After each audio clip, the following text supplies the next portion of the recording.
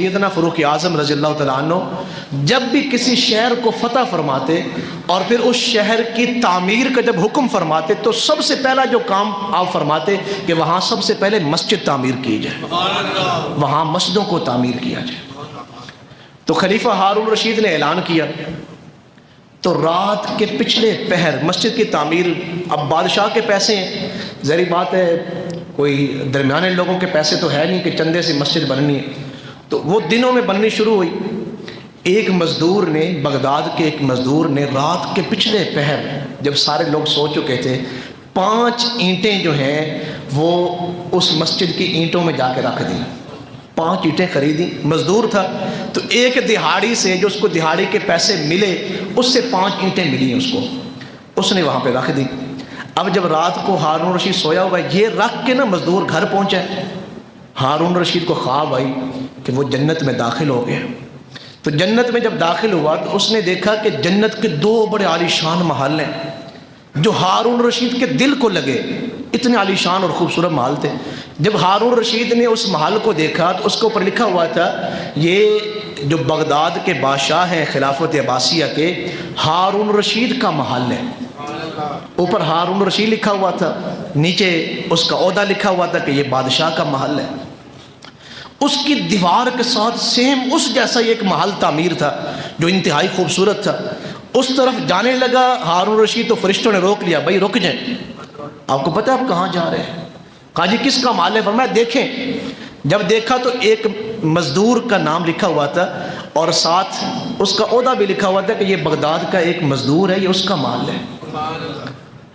تو نام بادشاہ نے پڑھ لیا۔ جب صبح اٹھا تو فوراً لوگوں سے کہا فلاں فلاں جگہ پہ اس نام کا ایک مزدور ہے، اس کو بلا کے لایا گیا۔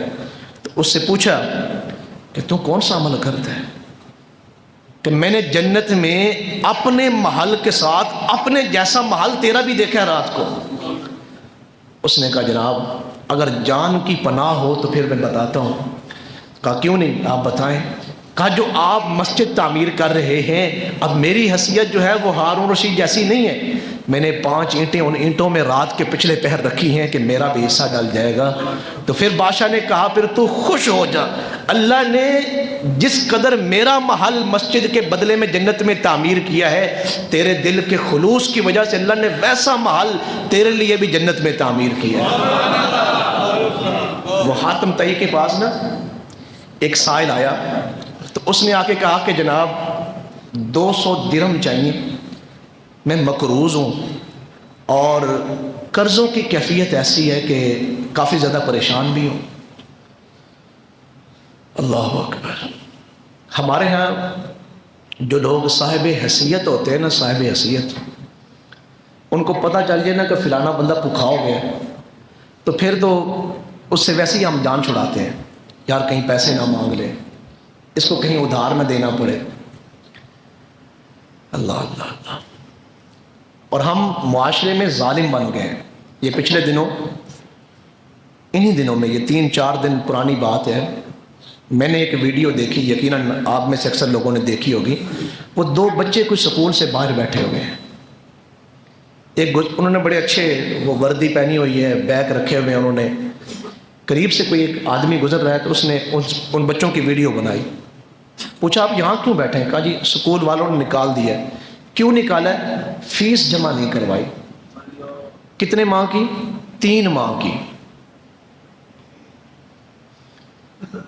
تو فیس کیوں نہیں جمع کرائی؟ کہا جی پیسے نہیں ہیں۔ پیسے کیوں نہیں ہیں؟ کہا میرے ابا جی وہ PIA میں تھے تو انہوں نے نکال دیا، اب وہ مریض ہیں، گھر میں پیسے نہیں ہیں۔ تو پھر آپ گھر جا کے کیوں نہیں بتاتے کہ سکول والے نے آپ کو نکالا ہے؟ اس بچے نے کہا کہ وہ اگر میں گھر بتاؤں گا تو میرے والد سے پہلے بیمار ہیں تو پریشان ہو جائیں گے۔ ہم کس قدر ظالم قوم ہے اور ہم کس قدر جو ہے بے حس ہو چکے ہیں۔ میں نہیں جانتا کہ یہ ویڈیو کہاں کی تھی یا وہ بچے کہاں کے تھے، آپ اندازہ کر سکتے ہیں۔ ہم نے ساتھ والوں کی خبر گیری کبھی نہیں کی کہ ہمارے پڑوسیوں کے حالات کیا ہیں۔ کس قدر عجیب بات ہے یہ۔ ایک عجیب بات میں آپ کو سناؤں، کچھ سال پرانی بات ہے۔ ایک مسجد سے پنکھے چوری ہوئے، ایک گاؤں کی بات میں آپ کو سنا رہا ہوں۔ جب اس مسجد کے پنکھے چوری ہوئے انہوں نے کہا جناب یہ پنکھے ڈھونڈنے یہ گاؤں سے باہر کوئی اور بندہ نہیں چوری کر سکتا، یہ گاؤں میں کسی، تو اس گاؤں کے جو چودھری صاحب تھے وہ مسجد کی انتظامیہ نے ان کے ساتھ معاملات طے کیے، تو ہر گھر کی تلاشی لی گئی، کسی گھر میں وہ پنکھے نہیں ملے۔ اس گھر میں 2 نبینے رہتے تھے، اس گاؤں میں ایک گھر میں 2 نبینہ رہتے تھے، اور ایک ان کی ہمشیرہ تھی وہ بھی نبینہ تھی، اور وہ ذوف العمری میں پہنچ چکے تھے، بڑھاپے میں۔ تو چودھری صاحب نے کہا کہ یار تم نے تلاشی لی ہے، پورے گاؤں میں پنکھے نہیں ملے؟ کہا نہیں ملے۔ کہا کوئی گھر رہ تو نہیں گیا؟ کہا ایک گھر رہ گیا جو نبینوں کا ہے، جو بچپن سے ہی پیدائشی نبینے، تو نبینے کیسے مسجد سے پنکھے چوری کر سکتے ہیں؟ تو جوئی صاحب نے کہا ذرا ان کو چیک تو کرے، تسلی ہو جائے گی۔ جب ان کے گھر میں گئے مسجد کے انتظامیہ کے لوگ، ان کے گھر میں وہی پنکھے لگے ہوئے تھے، مسجد کے پنکھے۔ تو چودھری صاحب نے جناب ان کو بلایا اور اپنے پاس اٹھا کے لائے، اس خاتون کو بھی اور ان 2 بھائیوں کو بھی۔ تم نے یہ پنکھے کیوں چوری کیے مسجد کے؟ تو انہوں نے کہا کہ ہماری عمریں 40 پلس ہو رہی ہیں تینوں کی، ہم نے 40 سال جو ہے وہ بغیر پنکھوں کے گزارے ہیں۔ گاؤں میں سے کسی کو توفیق نہیں ہے کہ وہ ہم سے پوچھے کہ اتنی گرمی میں آپ دن اور رات کو گزارتے کیسے ہیں۔ اب ہماری بس ہو چکی تھی تو اس لیے جا کے ہم نے مسجد سے پنکھے اتارے۔ کس طرح کیا؟ جس گھر میں روٹی بڑی دور کی بات ہے، وہ کپڑے کہاں سے پہنتے تھے یا کھانا کہاں سے کھاتے تھے یا ان کے دیگر ضروریات کہاں سے پوری ہوتی تھی، یہ تو اللہ جانتا ہے۔ ہم اس قدر بھی عجیب قوم ہیں کہ پورا گاؤں موجود ہے۔ یہ آپ کے علاقے کی میں بات سنا رہا ہوں، یہ ڈیرہ غازی خان کے ساتھ توسا شریف ہے، توسا شریف کے ساتھ کوٹ کیسرانی ہے، آپ کسی جا پوچھئے یہ وہاں کا واقعہ ہے۔ 40 سالوں میں یا 45 سالوں میں گاؤں میں کسی کو یہ توفیق نہیں ہوئی جو ان کو پنکھے لگوا کے دیتا۔ اللہ اکبر، درد دل کے واسطے پیدا کیا انسان کو، وگرنہ کچھ کم نہ تھے کرو بیاں کے واسطے۔